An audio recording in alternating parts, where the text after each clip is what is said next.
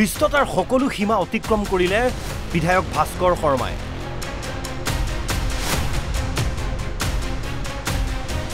প্ৰধানমন্ত্ৰী মোদীৰ নিৰ্দেশক গুৰুত্ব নিদিয়ে মাৰ্ঘেৰিটাৰ বিধায়কজনে। হিমন্ত বিশ্ব শৰ্মাকো গুৰুত্বই নিদিয়ে বিধায়ক ভাস্কৰ শৰ্মাই।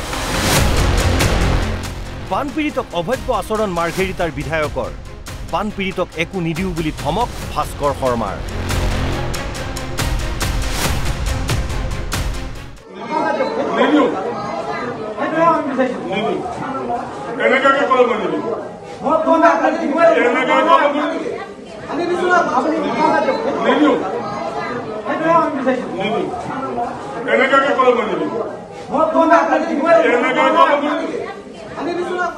মুখ্যমন্ত্ৰী ডক্টৰ হিমন্ত বিশ্ব শৰ্মাই বানৰ এই দুৰ্যোগৰ সময়ত মন্ত্ৰী আৰু বিধায়কসকলক নিৰ্দেশ দিছে নিজ নিজ সমষ্টিৰ বানপীড়িতৰ কাষত থিয় দি সহায় কৰিবলৈ। নিজেও দিন ৰাতি একাকাৰ কৰিছে মুখ্যমন্ত্ৰীয়ে।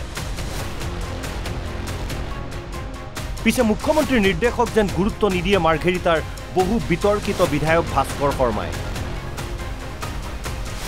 সমষ্টিটোৰ পেঙেৰি অঞ্চলৰ টেকেৰি গাঁৱৰ বানপীড়িতৰ খবৰ ল'বলৈ গৈ অভব্য আচৰণ বিধায়ক ভাস্কৰৰ।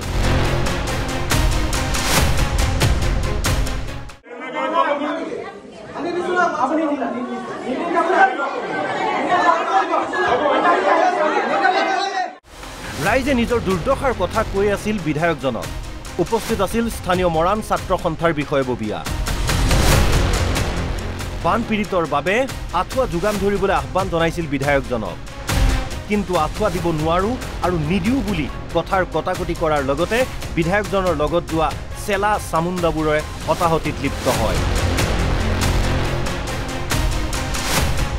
মৰাণ ছাত্ৰ সন্থাৰ এজন বিষয়ববীয়াৰ চোলা পৰ্যন্ত ফালি পেলাই বিধায়ক ভাস্কৰৰ গুণ্ডা বাহিনী তথা চেলা চামুণ্ডাই।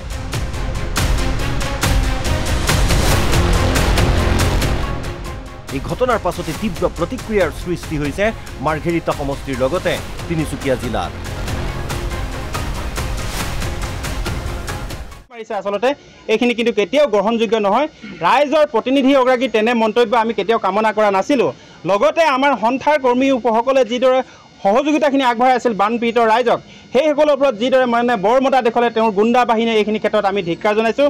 আমি মুখ্যমন্ত্ৰী মহোদয়ক এইখিনিৰ ওপৰত ব্যৱস্থা গ্ৰহণ কৰিবলৈ অনুৰোধ জনাইছোঁ। কালি ঘটনাটো একেবাৰে অনাকাংক্ষিত। এজন বিধায়কৰ পৰা এই ধৰণৰ আচলতে বিহেভিয়াৰ আমি আশাই নকৰোঁ। এনেকুৱা ব্যৱহাৰ আচলতে গঞা এজন মানুহৰ পৰা আশা কৰিব পাৰি, জনপ্ৰতিনিধি এজনৰ পৰা এনেধৰণৰ ব্যৱহাৰ কেতিয়াও আশা কৰিব নোৱাৰি। তেওঁৰ মিডিয়াত আমি দেখি আছোঁ যে কথা বতৰাবিলাক ইয়াতো খবৰ লৈ যিটো পাইছোঁ আৰু মিডিয়াত ভিজুৱেলত যিখিনি পাইছোঁ, তেওঁ তাতে কৈছে যে এই ধৰণৰ আমি এনেকৈ দিব নোৱাৰোঁ, এনেকৈ নিদিওঁ, এনেকৈ নিদিওঁ। এইটো কি বিহেভিয়াৰ? আমি তেওঁ কৈছোঁ অহংকাৰ হৈছে নেকি আপোনাৰ এই অহংকাৰবিলাক কিন্তু শেষ হ'ব। ভাস্কৰ শৰ্মা আহিছিলে, তেখেতে অহাত আমাৰ প্ৰয়োজনীয় বস্তুবোৰ তেখেতৰ আগত অৱগত কৰিছিলোঁ যে আমাক এইখিনি বৰ্তমান প্ৰয়োজন আছে। বিশেষকৈ শুবৰ কাৰণে অসুবিধা হৈ আছিলে আৰু ৰাতি মহৰ বেছিকৈ মহ ওলোৱাৰ কাৰণে আমি আঁঠুৱা খুজিছিলোঁ। তেতিয়া মৰাণ ছাত্ৰ সন্থা বোলে কংগ্ৰেছ তেনেকুৱা ভাষ্য কৰিছে। কাৰণ যোৱা নিশা মৰাণ ছাত্ৰ সন্থাই কেইটামান পৰিয়ালক আঁঠুৱা যোগান ধৰিলে। তেতিয়া ভাস্কৰ শৰ্মাই ভাষ্য কৰিছে যে বোলে আমি আঁঠুৱা নিদিওঁ, কংগ্ৰেছেহে আঁঠুৱা দিয়ে।